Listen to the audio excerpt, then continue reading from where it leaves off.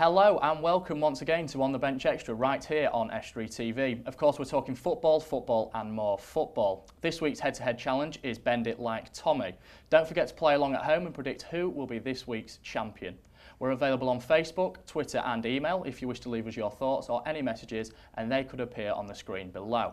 So let's welcome our guest this week, Steve Lazenby from East Riding FA. Hello, Steve. Hi, Tom. Steve, could you just talk us a bit more about the role that you're involved in? Yeah, primarily I hold two roles within East Riding, one of them being the referee development officer. So I'm there to recruit, retain and develop referees, basically from the grassroots, park pitches, all the way up into the football and premiership.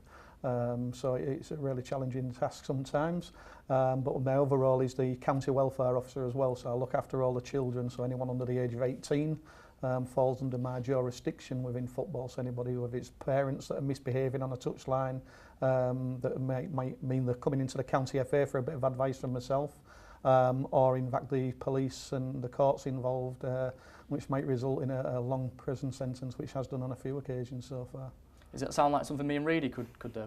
The referee and not hopefully the prison sentences, but yeah, I'm sure throw the gauntlet down to yourselves, and yeah, I'd welcome you on the next course. How do you find it refereeing the people at the grassroots, the younger referees, compared to the older referees? The referees themselves don't have a problem officiating at any standard. I think what the problems we have when we have young people in an adult environment, because they talk about man management skills, and young people just haven't got any man management skills. You get them through life experiences, so it's difficult them to relate to the adults sometimes. But when the children and the younger players, they don't have a problem. That's great, thank you. We'll come back to that in a bit, Steve. Thank you for that. Last week, the FA was in the spotlight for the wrong reasons. This week, it's FIFA's turn. TV presenter and potato lover Gary Lineker said he's sickened by FIFA's corruption allegations. It relates to the bidding process to host a World Cup. So he thinks that England should never bid for a World Cup again, Tom. What do you think to what Gary Lineker has said? If you read the article, yeah, he does say that. I don't think he really means it, but I think he's trying to say, that's what it's going to take for us to be taken seriously when we think, what's going on here? Why can't we host the World Cup? We've got all the transportation links, we've got the hotels, we've got the stadiums, and somewhere like Qatar's getting it, who hasn't got any of that. They need to build that. So, yeah, what's it going to take for us to get another World Cup in England? Steve, what do you think? He suggested that maybe the clean countries, I don't know what the clean countries are classed as, should opt out from bidding for World Cups in the future. What do you think to that? Yeah, I think it'd be sad if the top nations around the world wouldn't enter a competition that basically everyone looks forward to every 4 years. I know from our experience in the East Riding, when Hull actually put a bid in, not to host a game, but actually used as a training centre and worked hard over numerous months to get that proposal to the FA and to get picked from them. To represent England at their World Cup bid, and we failed. So a lot of hard work was done in the East Riding just to get a training pitch going. So yeah, from the clean sides though, I do think that some of the top teams in the world, the Germanys, the Spains, if they're the supposedly cleaner countries along with England, it'll take something away from the tournament if they're not attending. Yeah, maybe if we get you involved, Reid, we might be able to host a World Cup. Yeah. If you're in the bidding process, maybe. Yeah, let me get involved with that. I'll sort something out. I mean, obviously the players themselves won't care if a country's won it legitimately or through the wrong reasons. They just want to play, in the biggest sort of sporting event in the world. So they won't care. I think it's just the FA that'll be punished really if they don't get it. Brilliant. Thank you for that, guys. Don't forget to tweet us your thoughts or contact us via Facebook about anything we discuss on the show. The challenge this week for Reid and myself was Bend It Like Tommy. If you're wondering what this is, watch this.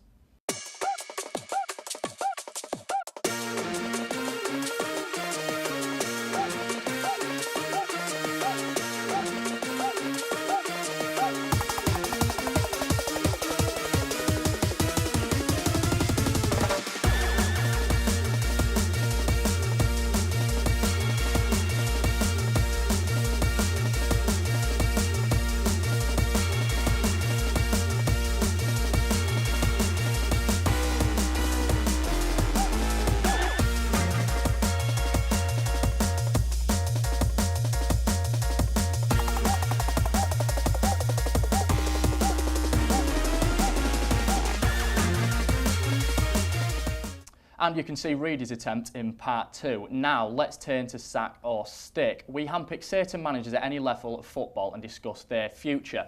So, the first person we're going to discuss today is Mauricio Pochettino at Tottenham. Steve, what do you think to sort of how he's done in pre-season and the players he's brought in? I think he's worked hard pre-season to get the players that he wants, because obviously he's got to shape the club in his own right, so to speak. And I think he's doing a good job so far. The problem is it might not be the same job when he actually starts playing when it kicks off in next week. And Tom, what do you think to what Pochettino's done so far? Good job. You can't argue with it really. I think they beat Celtic 6-1. But was it the little boys that Celtic put out? You don't know, do you really? Was it the first team? I think the Premier League, when that season starts, it's totally different. Totally different. You know, the players, their confidence rises, the expectations rise, and you know there's more riding on the game itself. So I think players just try that extra 10% when the season starts. So you're not going to be able to tell yet. Do you think that they've got the players in to compete in the Premier League then? Well, I think they can compete, yeah, for sure. But you know, what do they want to compete for? You know, what has the chairman set? Obviously, they publicly say they want to do something, but realistically, what do they want to do? Top 4 might be possible. If you know, he was good at Southampton. He got them playing well for the lads he had there. You would like to say he's got a better squad at Tottenham. So you'd like to think they can, you know, potentially go for top 4. But does the chairman realistically think that? You don't know. OK, brilliant. We'll come back to sack or stick later. Just moving on now, looking closer to home, the local sides have been banging in some more transfer deals. Scunthorpe have signed a defender and Hull have released their captain. So Robert Corran has left, Steve. He's no longer at Hull. The captain last year, 33 years of age. Do you think it was the right move, releasing him? My own opinion, no. I mean, he came and he was a bit of a talisman when he did arrive at Hull. And I'm sure he'll go down in some legendary status with what he achieved in the few seasons he was at the club, taking them back into the Premiership and getting them high up, and have sort of made themselves nice footing within the Premiership now. And it's basically all formed around Robert's signing originally. Yeah, so Tom, you're really agreeing, you're nodding your head? Yeah, I think he's the first name on the team sheet when you look at it. Influential, talisman, you know, everything Steve said really is that he was the captain last season, obviously, and I think maybe beyond that. You know, he's already a good player at West Brom. He come into Hull. I think he got even better. You know, I think he had more confidence, and I think it's a daft move letting him go, to be honest, especially with Europa League now, you know, in the season ahead. That's what I was going to say, the Europa League, do you think it'd have made a difference in that campaign? Yeah. Just a bit of experience, a bit of solidity in there in centre midfield. I mean, 33, you know, you're getting on a bit. You're not 35, 36, are you? You're not Frank Lampard's age. So I think he could still add to the team. I don't know why they let him go. Is he a mate of yours, Frank Lampard? No, not Frank. No? Robert, Oh. yeah. Robert, yeah, okay. And Steve, just moving on to Scunthorpe, they've signed a 34-year-old defender, Miguel Lera, who's got a lot of Football League experience. He's also a giant of a man. Do you think it's a good signing for them? Possibly, only time will tell. But as in the lower divisions, you need them big, rock-solid centre-backs. And if people like that are coming in, then they're man mountains, and to try and move them sometimes impossible. So it could possibly be a good signing. The big oof, do you think that's what they'll be trying to play next season, Reid? Yeah, he might not have the pace, but say he's a big bloke. He's nice and solid, so that, you know, the team can work around that and they drop a bit deeper, so that he doesn't need to use his pace. He can just use his experience at 34 years of age, and he can use his positioning in his body to defend. You know, I think he's a great asset. He's a good player and he scores a few goals. He's proved that at Sheffield Wednesday. Scunthorpe have also brought in Miles Addison on loan. They've got a lot of centre-backs there. What do you think the thinking is behind that, Reid? I think, you know, League One, it's a new season, tougher challenge. They might think we need more centre-backs to compete. If one gets injured, we still need the quality there to come in if they want to go for promotion again. Okay. And Steve, what do you think to the terms of the signings Scunthorpe have made so far? Again, the time will tell. It's a bigger challenge for them this season, and I think if they've got a good rock-solid base, and hopefully they'll have a good season. Fantastic. Thank you very much, gents. That's the end of part 1, but before we go, here's a half-time teaser for you. What year did Grimsby Town move to their home, Blundell Park? See you in part 2.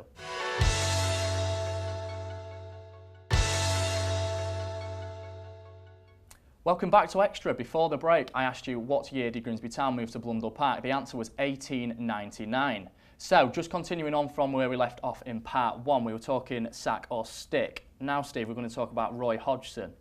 What do we think to his chances of staying on as England manager? Should he stay on?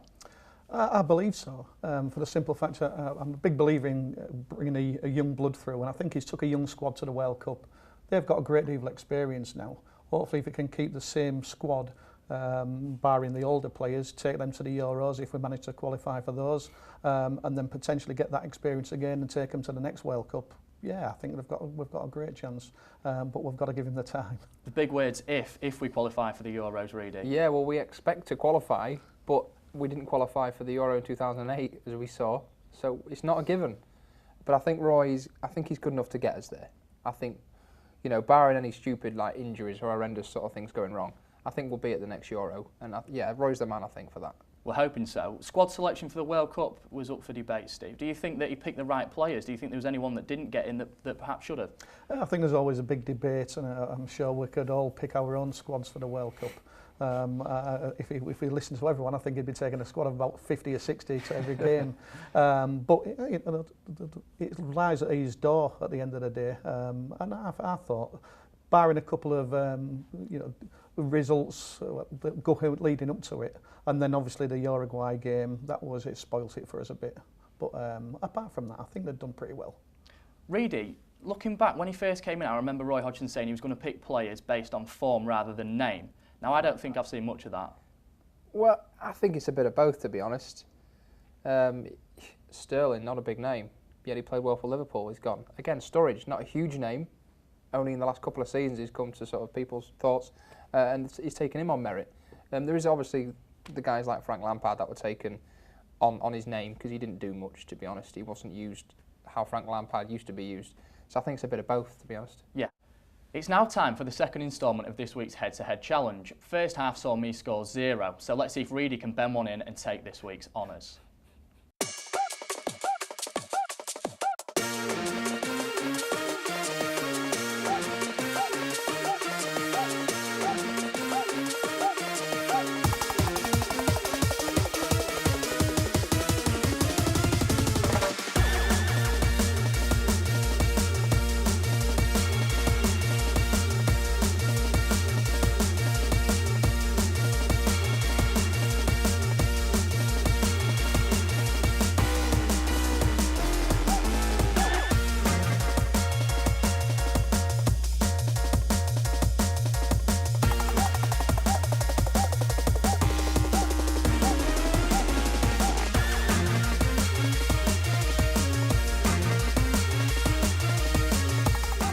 So with neither of us managing to score a goal from a corner, the overall score remains 1-1. No champion this week. Reid, I thought you were dreadful. If we're going on effort, I think I win. I think someone moved the goalpost and I was kicking an egg ball, to be honest.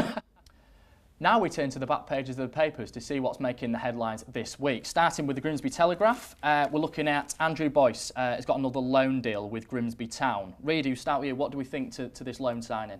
Well, we know the player. So I think it's not a bad move when you take that into consideration. It's not just a random pick in the dark, you know. And obviously there's room there for an extension maybe if the player's happy with it. So it makes sense. And he's talking about maybe extending the loan even further, Steve. What do you think to the sort of quality of the players that Grimsby have brought in? Again, with someone like this, Reid quite hit the nail on the head. We're bringing somebody that already knew the system, been at Grimsby before, will fit in. He's got that experience. Hopefully, he'll rub off on the other players that maybe haven't got that experience. So it's always good to get the people involved that have had some kind of football league experience to bring the youngsters through. Because that's where, unfortunately, the smaller clubs need to get their players from.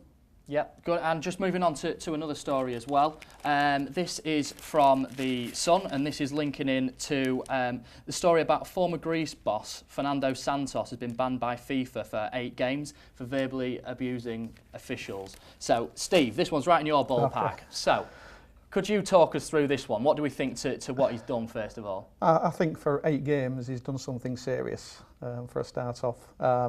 Usually when you've maybe not seen eye to eye with a referee and called him a few expletives, it doesn't result in 8 game suspensions. But I think the managers and the players at the higher level should be setting examples for the youngsters. It doesn't work the other way around. The players on a Premiership and a Football League aren't going to copy what's happening on a Sunday morning, but it does work the other way around. So yeah, I think about time some of them was took to task, and especially if they've done something serious. It sets a precedence, but it's a shame it's not for the players as opposed to the managers. Yeah. We don't always see it so much with the players, do we? No. So if we just move on to the next story, this is relating to Jack Rodwell.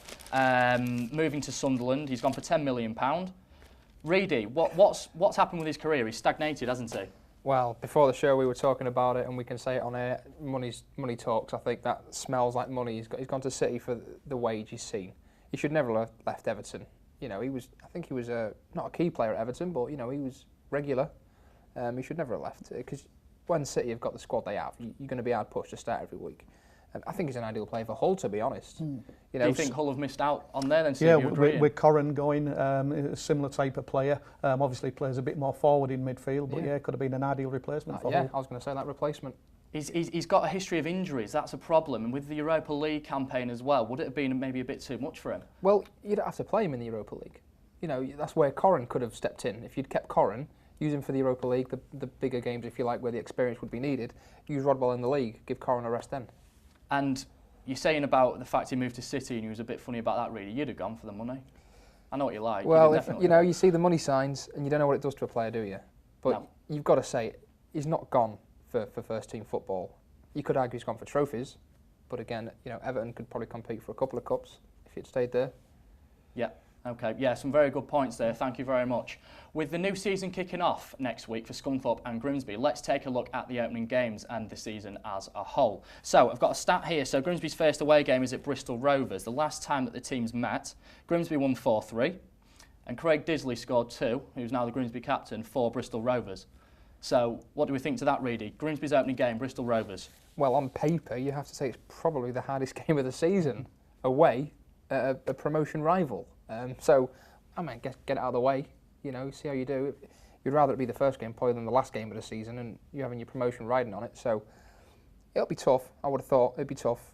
You know, I'd be happy with a draw, I think, at Bristol Rovers.